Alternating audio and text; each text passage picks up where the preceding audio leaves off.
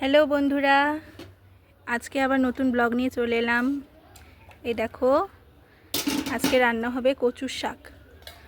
এটা কচুর শাক সিদ্ধ বসিয়ে দিয়েছে, এরপরে বাকিটা নিরামিষ রান্না হবে।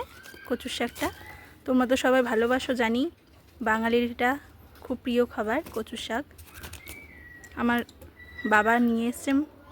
এই যে এখানে কচুর শাক সিদ্ধ হয়ে গেছে, এরপরে মশলা কষিয়ে রান্না হবে।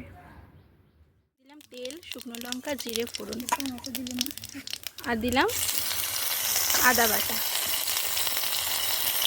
তেলের মধ্যেই হলুদ দিয়ে দেবো, নাড়াচাড়া করে নুন দিয়ে দেব, তারপর দিয়ে দেব কচুর শাক।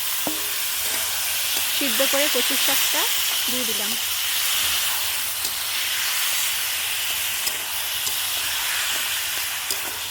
এরপর দিয়ে দেবো কাঁচা লঙ্কা, তারপর কষিয়ে রেডি হয়ে যাবে কচুর শাক।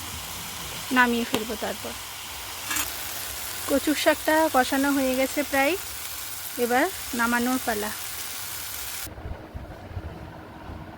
এই দেখো ফাইনাল লুক, নামানো হয়ে গেছে কচুর শাক। এরপর গরম গরম ভাত দিয়ে খাওয়া হবে। কে কে ভালোবাসো তোমরা চলে এসো।